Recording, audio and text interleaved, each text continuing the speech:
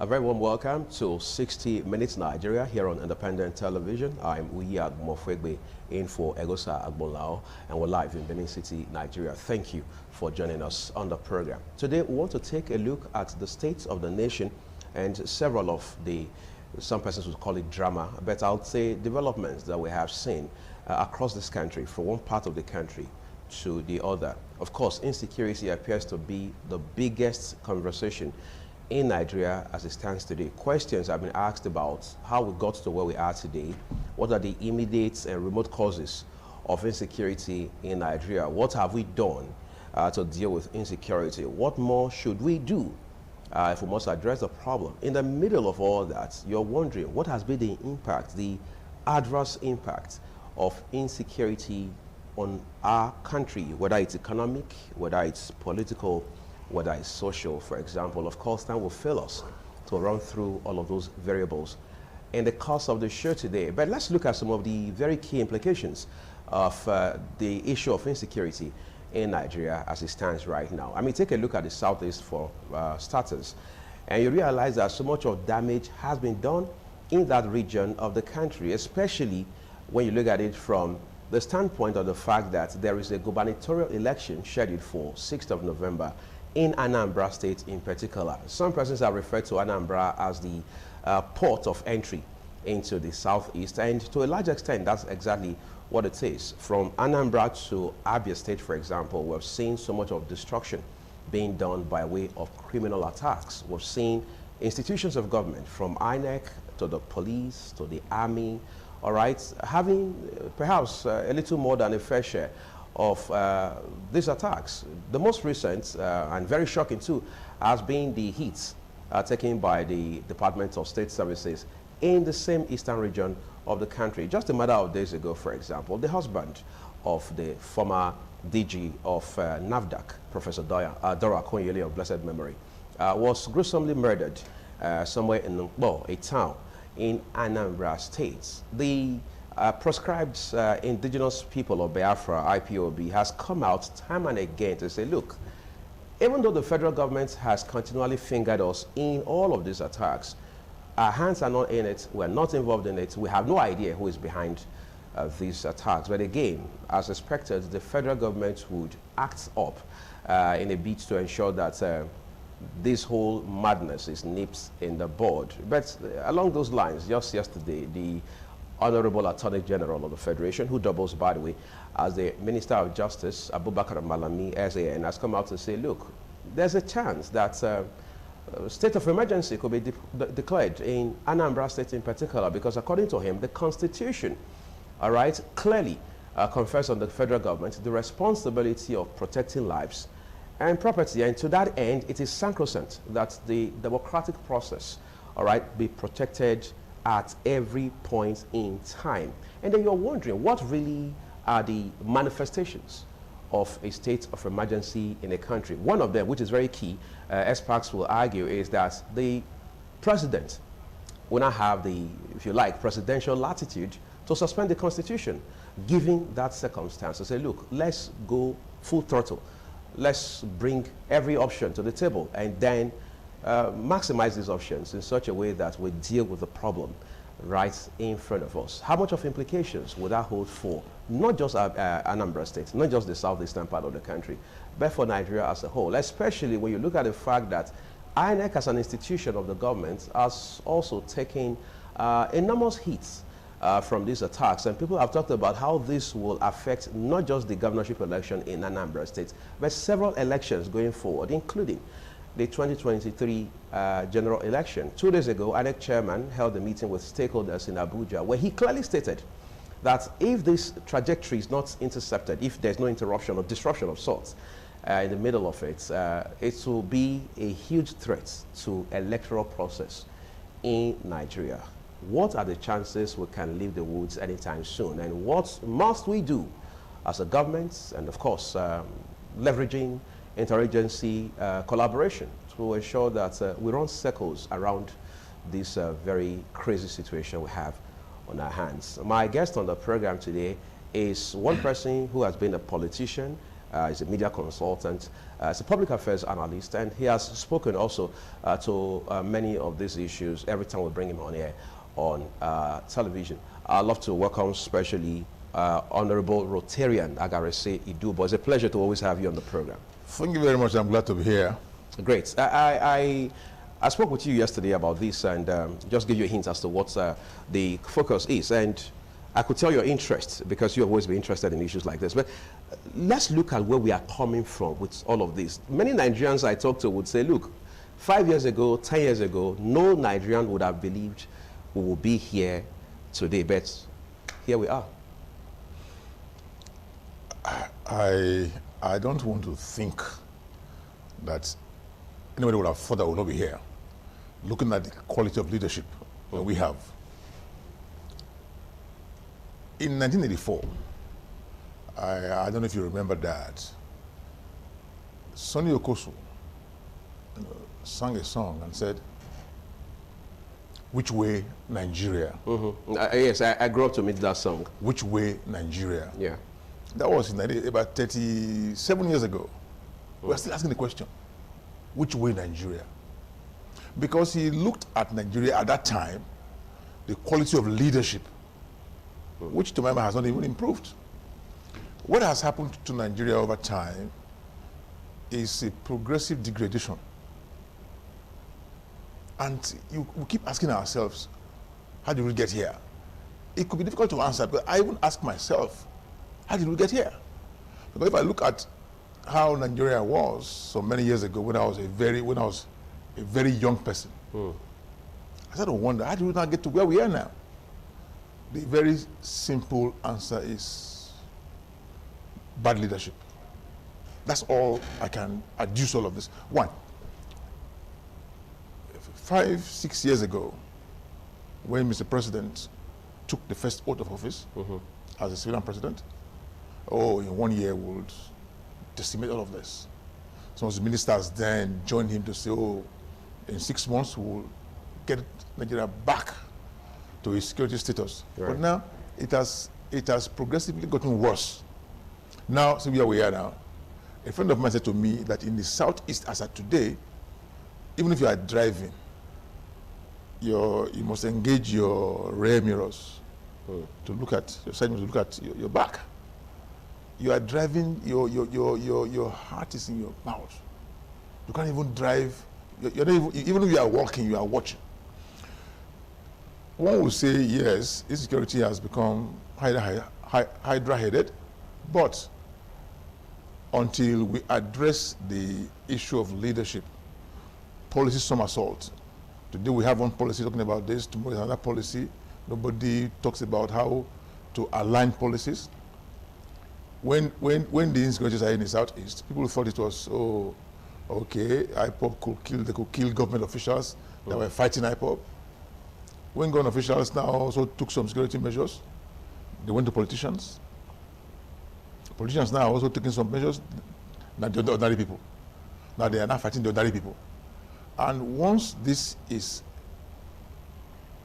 not nipped, we can still nip that on the board now because people are still believing that it can be worse. It can be worse. Declaring a state of emergency, to my mind, on who? On a state that is not, the governor doesn't have powers to deploy federal operatives. So it's not a failure on the part of the governors. If you declare a state of emergency and you want to not deploy federal might, you still have the federal might to deploy. The state governors don't control the police, don't control the military. So if you declare a state of emergency, you're going to bring these men to those areas of declared. So why would you bring them now? It's to me a defeatist attitude to say, we want to declare a state of emergency. If the governors have failed, even though they say there's chief security officers who don't have authority over federal agencies, so they have not failed. Because ordinarily they will have deployed them in a manner that they consider consistent if they had powers. Right. But now they don't have powers. So if these agencies have failed, it is a reflection of the federal government. It's not the governors. So to declare a state of emergency, for instance, to do what? To now bring soldiers to come and take over the place? Why won't you bring them now? Having said all of this, the Anambra election will come up. They are even saying if you declare state of emergency, they can still do the elections. And now, you can't. Nobody will come out to vote. Nobody. You cannot endanger people's lives because you think you want to. I believe very much. Once the elections are set to hold under any circumstance, there will not be anybody to come out. They're going to deploy coppers who will feel unsafe. Policemen will feel unsafe. In the last 3 or 4 months in the southeast, they've killed over 200 people. I mean, that's not a small number. Right. 200 people have been killed. I mean, for nothing. For nothing. They have burnt over 15 houses of private persons. Of course, police stations that have burnt about 20. And they won't kill policemen. Yes. So very basically, these things are still ongoing until we tell ourselves that we must. These men are not spirits. They are human beings. Right. They live amongst us. Until there is this community-based security that can also say to ourselves, Agarese lives in this environment. If he acts in a manner that I think is not consistent, I should check him or report him to an agency. But every time we hear about an attack, it says IPOB, it says unknown gunmen. And it has become the story, unknown gunmen. When will they be known? And if we have this, if we have information gathering system, I mean, before these men strike, people should be able to get some information. But they can even strike today, they will strike tomorrow, they will strike the after tomorrow. I mean, serially. And people keep saying they are unknown. It also suggests to us, or says to me, that the system is not functional. It's not a system that we can trust. If security men cannot decipher the next attack, then why are we having them to say, oh, they are operatives? Operatives of what? So I want to think that they also need to have a rethink about the way they are also running their operations in a manner that they can be proactive, not to be reactive, be proactive. As a young person, as a young person, even though I'm still young now, as a younger person, relatively speaking, as a younger person, you find SS, then we call SSS, right. CID, CID, you find them in public places. They flow along. They come into places. They are like part of the society. Right. But they are there for a purpose. You see them in schools as students. You see them in universities. You see them in public places. You see them in clubs. They come like ordinary persons, but they're gathering information. Right. They're gathering information.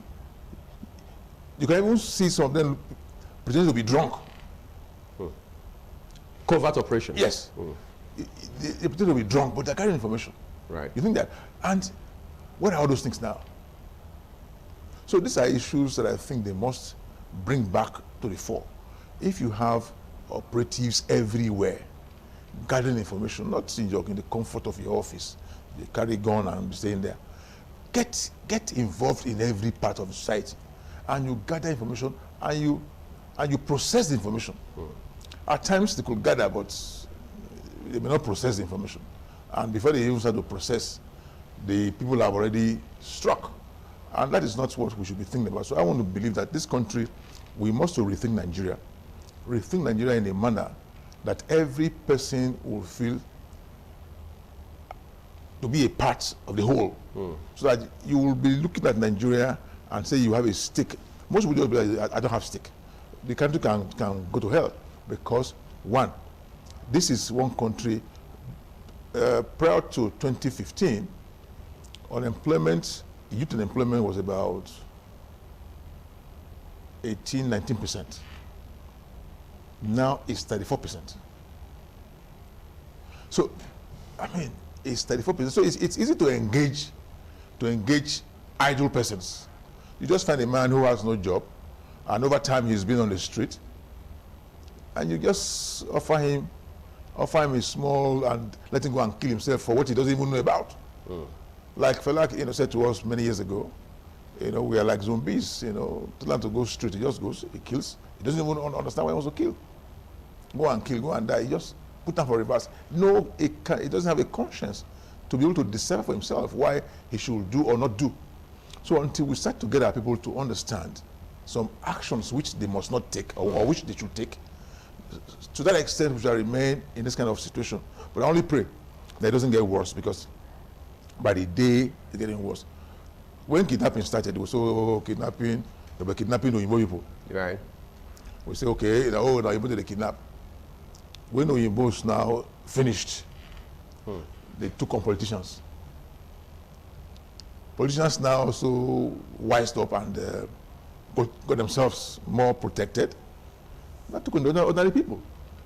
But if at that time that they were kidnapping Oyimbos, we were saying, let us fight. We just said, it's Oyinbo that kidnapping.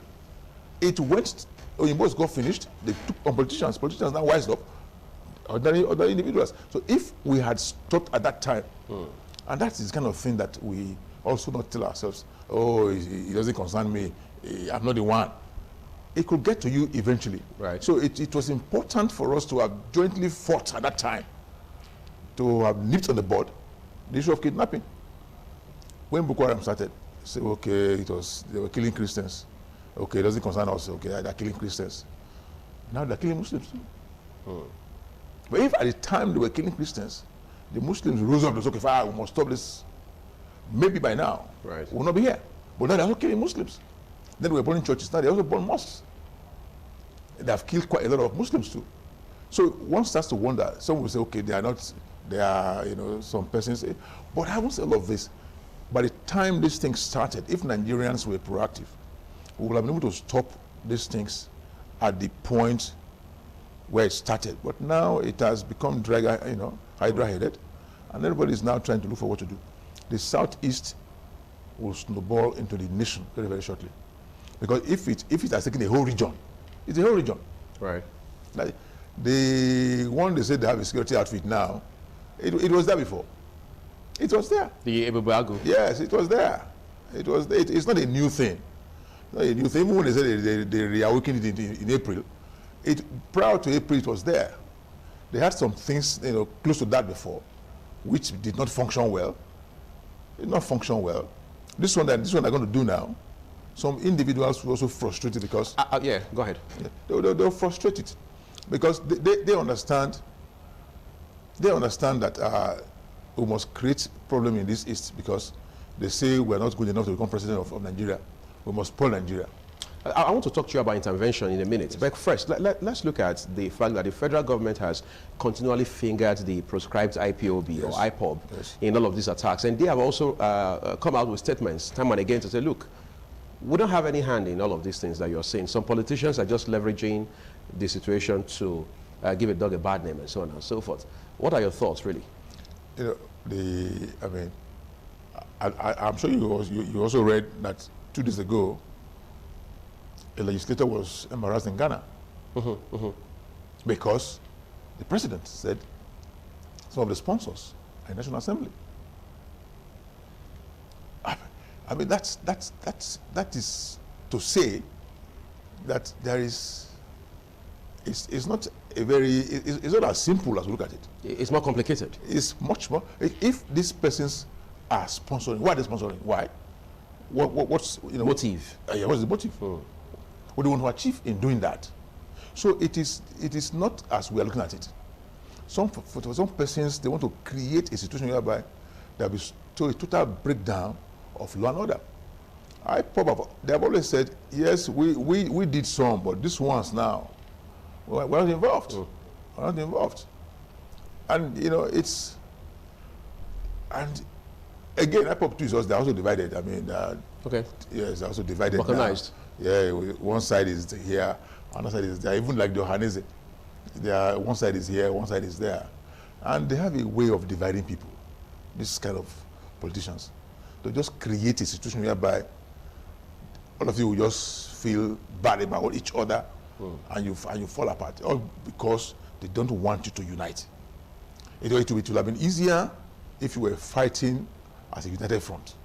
But now you cannot. No, you cannot. And if we don't check all of this now, if the whole of a region has been taken over by criminals, then that is a total failure on the part of government. I've kept on saying it's not on the part of state governments. The apparatus of government, of security, is not, yes, governors are chief security officers, yes, fine, but they don't, the governor cannot give the police commissioner instructions. Cannot. In his command? No, he cannot. He can just, he can only plead with him. Say, oh God, please, can you please help us do this? It's not like he can just say, go and do this. The man will just tell you, I've heard. He will have a recourse to his boss. But it's not here. Or can the governor just go to the brigade headquarters and call the brigade commander and say, it can't. It can only appeal to him. To this security matter is this. Can you please assist us? So until such things, I don't see why we should be talking about a state of emergency, because the governments have not failed. It's still a federal failure. Because if you declare a state of emergency, they're going to deploy. Right. Deploy military might. So I mean, what's something for doing that now? It's not as if they're going to bring people from another country. The governors cannot do something that they are also crying for help. So help them. The help is not to declare state of emergency. Help them. Bring the people you want to deploy. Bring them to help them. And that is the thing I think should be done. Until that is done, all of us, now it's Southeast, it could snowball to other parts of Nigeria. Right. Because if you have conquered a whole region, that to me is, a few days ago, I'm sure you also read about it. They just, I mean, the average Igbo man is a businessman. Obviously. It's a businessman. They don't really have time for all this one. They are killing people. No, the Igbo man is how to make money. That is his own business. How to turn 1 naira to 10 naira, or to 1 naira to 2 naira. That's his business. He doesn't have much business in, because he knows that when there is trouble, he can make money.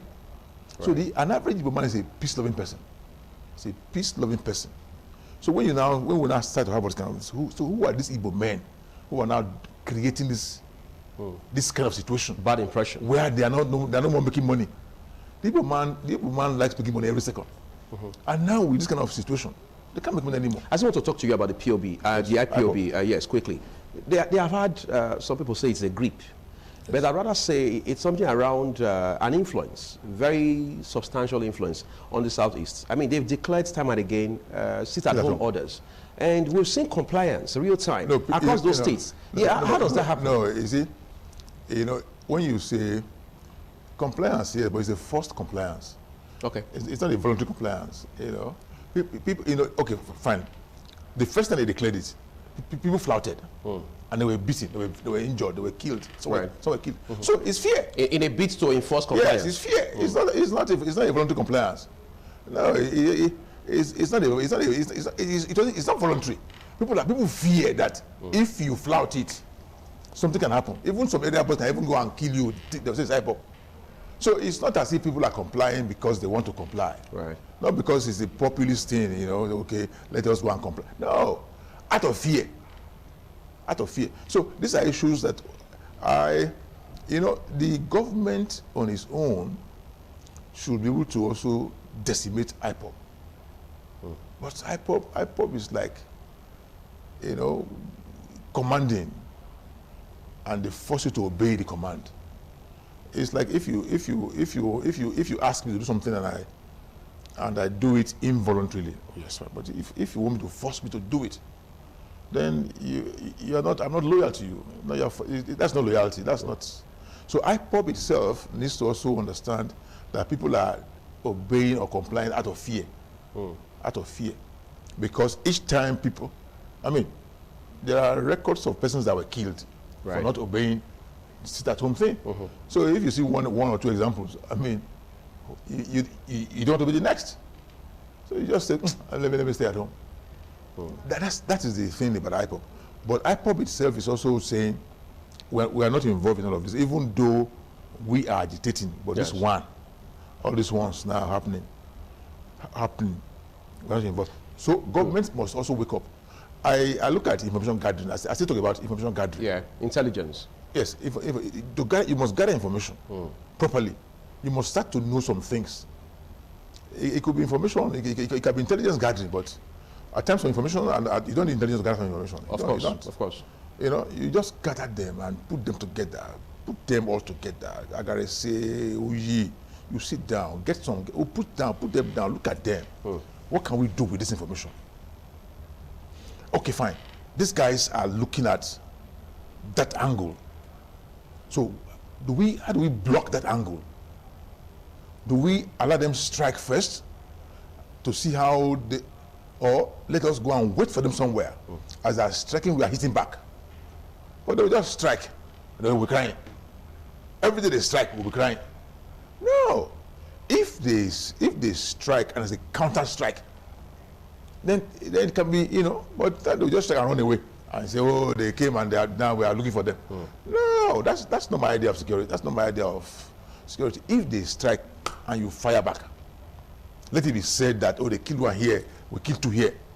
But they'll just kill everybody and run away. When the federal government, I mean, when IPOB was prescribed following a court order, for instance, is it possible by we, I'm talking about the government, made the mistake of assuming that was a closure to the issue of IPOB?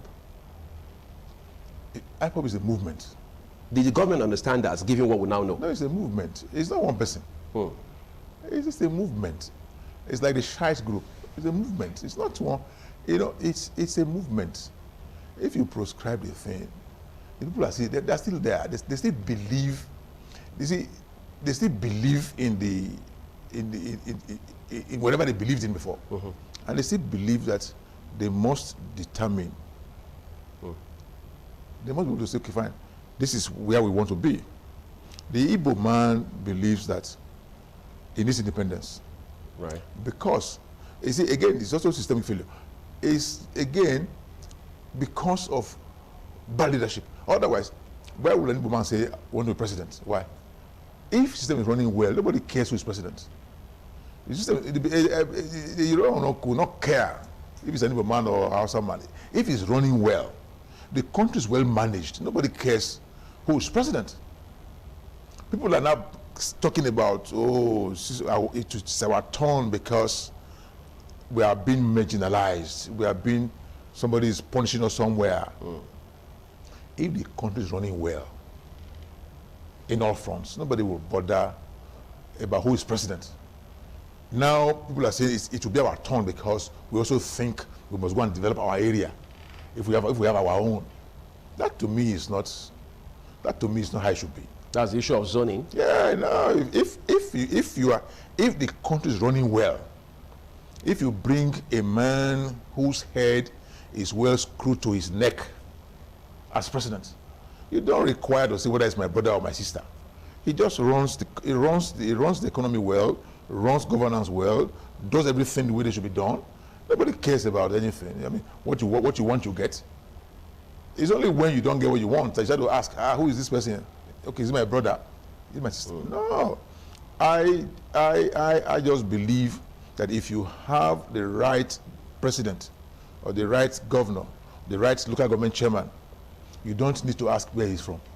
If he's doing what is needed, nobody cares. You wake up in the morning, you turn your tap on, there's water. You put on your light, there is light. You have a good road. You have good school. Health system is good. You don't care whether it's your brother or your sister. But because we have not had the kind of leadership that we should have, that's why there's a regional agitation. That it should be an Hausa man, or a Yoruba man, or an Igbo man, or a Benin man. It should not be like that. It's virtually 1 week since President Muhammadu Buhari delivered his Independence Day speech. And Nigerians have been analyzing that speech, some picking holes in it. And one of such holes is where people now say that the president did mention Nnamdi Kanu. He mentioned Sunday Igboho. But he didn't talk specifics as to efforts being made to decimate Boko Haram insurgents, for example, the bandits, for instance. In fact, there have even been calls urging the president to call the bandits terrorists, for example. The National Assembly has also joined that call now, for instance. What exactly are we leaving out in this fight against criminality in Nigeria? the president, his body language, you know, is not the one you can read correctly. Okay. Because from the Independence Day speech, some are saying the body language suggests that he's not willing to fight on the other side. But I think from what he said some sponsors are somewhere. I think he made some points. Even though he did not openly say, okay, fine, let's fight Boko Haram. If there are sponsors somewhere sponsoring terrorism, then of course he also mentioned in passing. But maybe he should have also said so the way he mentioned Igboho and Kano.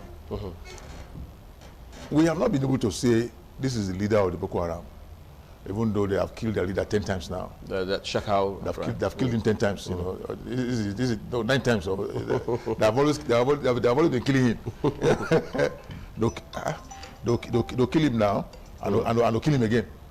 They'll kill him again. You know, he's been killed about 5, 6 times now, or 9, even 10 times. But until they mention a name like that, then we can say, okay, fine, it is in a mold of, okay, Kano or Igboho. Right. Igboho, for instance, like some people have said, is not committed any serious crime against Nigeria.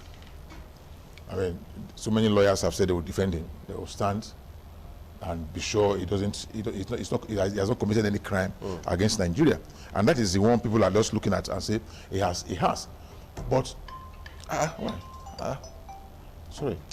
So I think we can look at a few of these things and tell ourselves, but the president's body language didn't suggest to any of us that he was ready to fight. Did that body, I just want to ask you this, did his body language shine through the speech he delivered on October 1st? Yes, and further enforced by the Attorney General.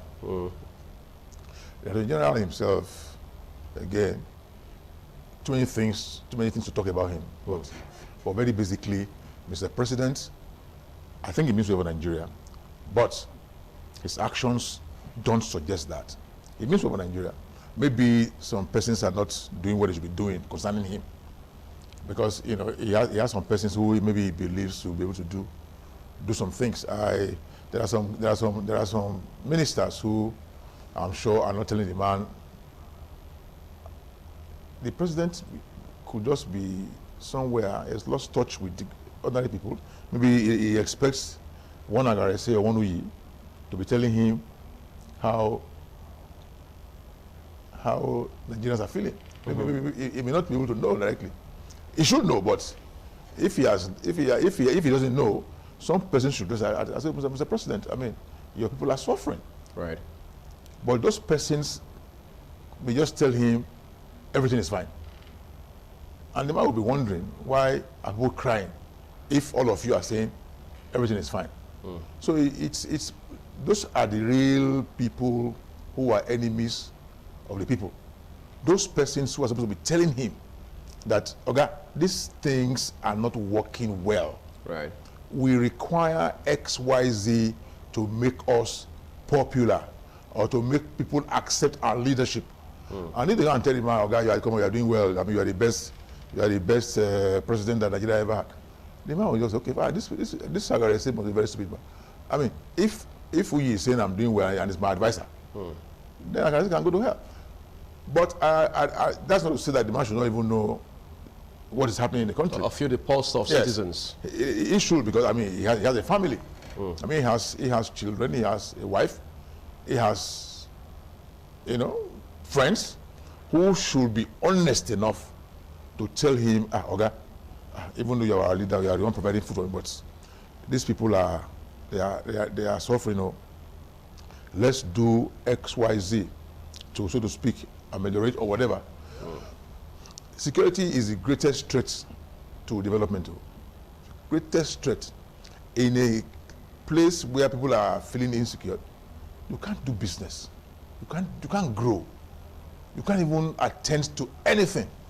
And until people feel secured in a place, they can't invest. And the more we lose investments, people are feeling safer to go to smaller African countries to go and invest. They're leaving Nigeria for smaller countries to go and invest. It's shameful. to say a company will leave Nigeria, for instance, and go to a smaller country, Right. and go and invest, because they believe that their investments will be protected. I mean, why will you put your money here if you're not sure of tomorrow? Economy is not protected, lives are not protected. Your investment will nosedive. You cannot even, no returns on investment. So these are issues that I think until we get security right, there may not be elections in Anambra. I don't think so. Okay, that's interesting. We're going to take a break in a minute, but let me ask you this quite frankly. Let's paint a scenario for a second that ultimately state of emergency is declared, because obviously the AGF had hinted at it yesterday.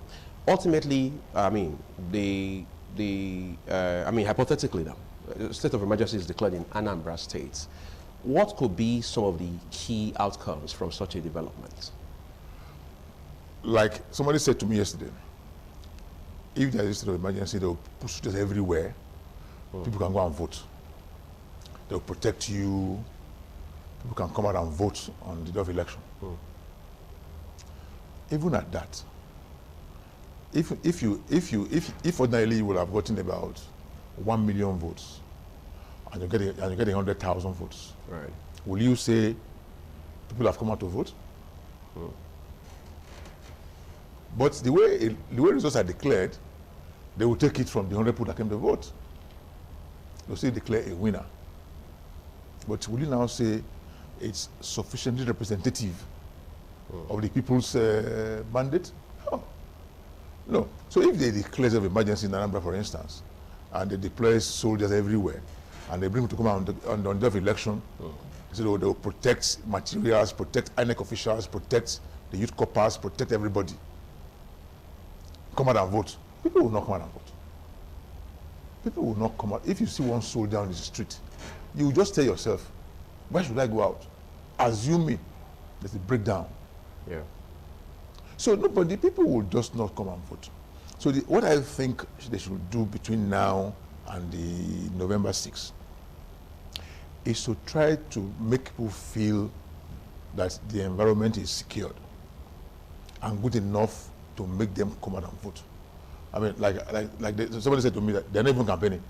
I mean, they fear to you can't even brand a vehicle. So what kind of nonsense is that? I mean, you can't even go and say vote for Uyi. You can't. So and you expect there to be an election on the 6th. No, it's just funny. It's funny. So I think a lot of things are wrong with it. One of the things that precedes elections is campaign. Naturally. So if nobody's campaigning, okay, on the day of election, you just go there and be looking for Agarese or looking for Uyi. And you don't even know what Agarese wants to do for me or who you want to do for. So I think a lot of things must be done between now and the end of the month, so that you can restore the confidence of people in the system. But if there's apathy and you come and declare results, and the governor emerges with 10%, of registered voters, and you say he's a governor, the governor should not be proud of himself to say, I won the election. Well, we have seen governors in the Southeast, we've seen stakeholders across the Southeast hold meetings time and again, especially with the focus on the state of security in the region. From where you sit right now and all you know, would you say those efforts are paying off? I mean, all of those series of meetings. The last one, they were asking, religious leaders to go and talk. I mean, what religious leaders, what would they do? And traditional rulers. Traditional rulers. I mean, these are not the kind of things they should be talking about. Traditional rulers, religious leaders, I'll be talking to. Take over the environment. Take over the environment. You see, there are persons who are behind these operations, if they look carefully. Because the Benin man says, when you see a bird dancing like that, something the bird is not just dancing. Listen to some music from under, unseen. The bird is dancing. That's music coming from under the ground. So these are things they must look for. those persons behind all of this. Because there is no one person who can just wake up and say you are a Superman without some persons who are behind you.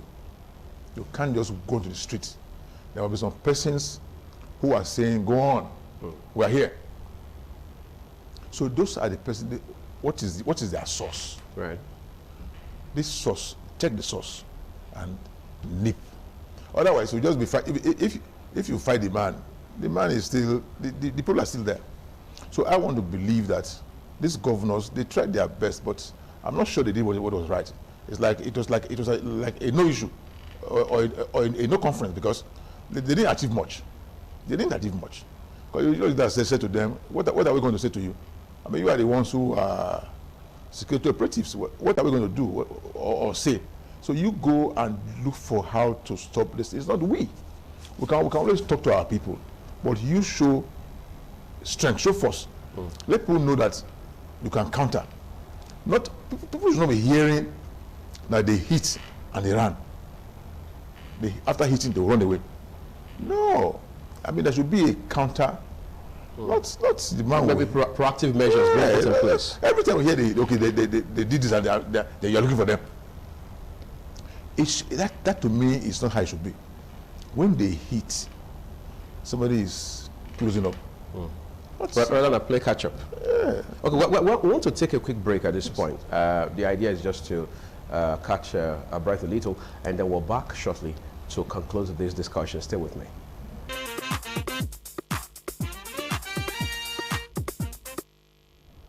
Okay, let's begin to draw the curtains on the program now. Everyone, we want to appreciate you so specially for staying with us so far on the program. As we begin to conclude, I want to ask you, the PDP has spoken up officially about these hints at possible declaration of state of emergency in Anambra State in light of the state of security in that state. And then, of course, you can't take away the elements of the election that will take place there, all things equal, on the 6th of November.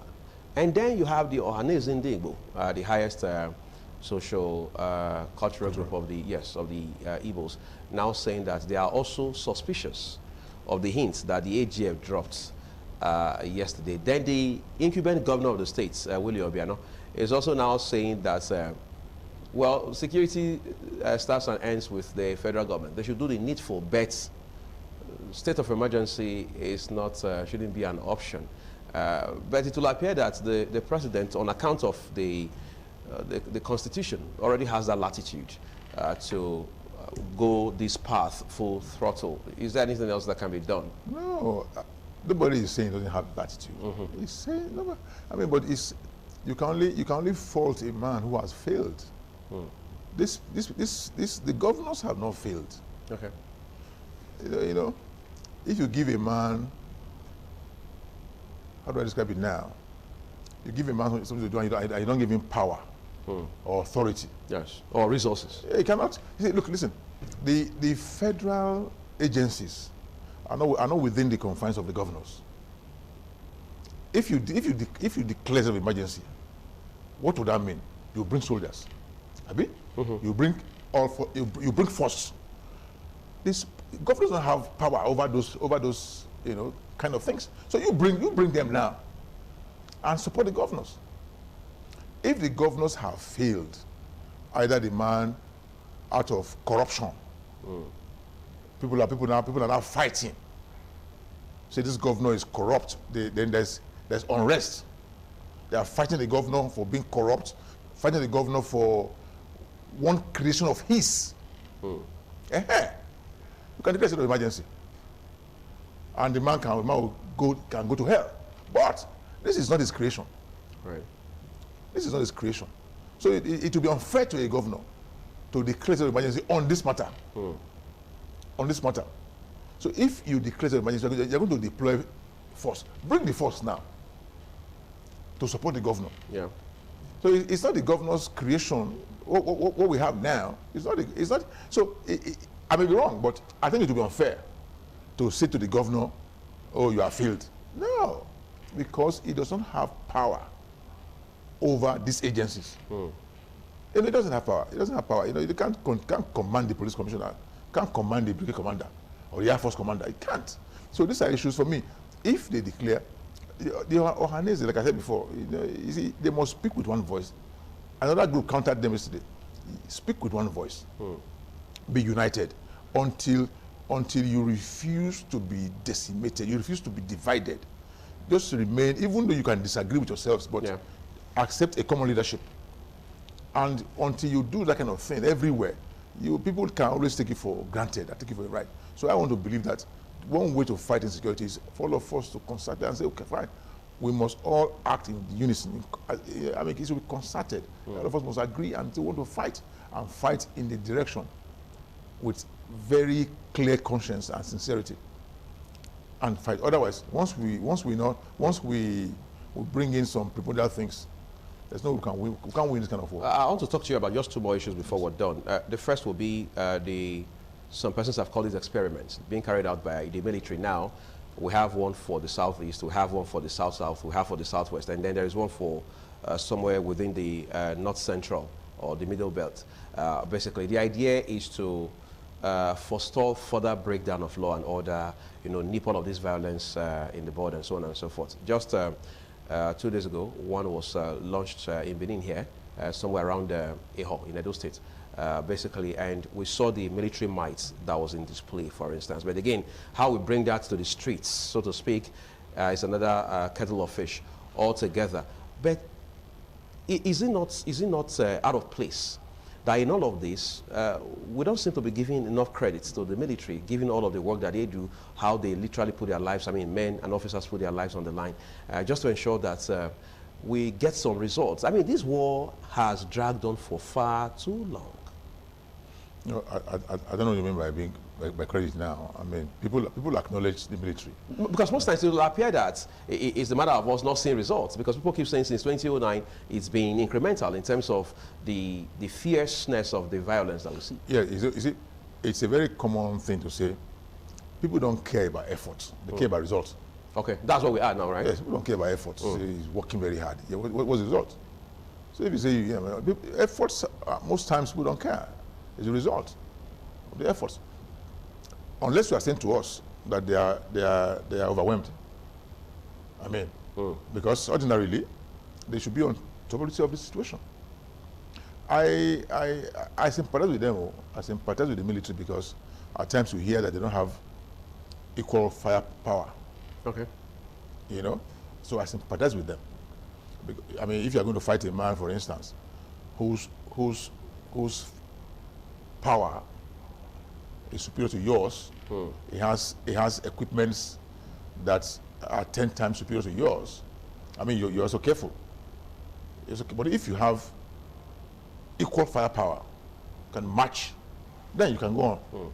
But if you know that the man has a superior weapon, then you are also careful.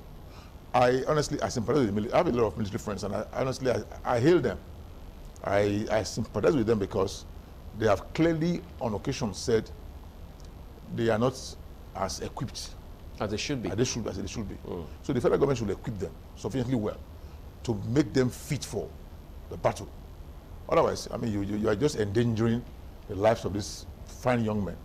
If you go and let them go and face somebody or persons who have superior weapons, and that would be unfair to them. So I always hail the military, because I know they are working very hard to keep Nigeria one. It's important. One should also appreciate them all the time. But, like I said, most people don't care about efforts. Results. They have been fighting the Boko Haram thing over time. And they're doing well. They're doing well. But at times, you also hear again that they have been overtaken by Boko Haram. So these are issues at times. Incidentally, I want to thank you especially, Honorable Rotarian Agassi Dubo, for coming to spend a part of your lunchtime with us on the program this afternoon. Thank you so much for the insights that you shared with us. This is what we're living in the program. Watching, I'm Uyag Mofwebe. Bye-bye.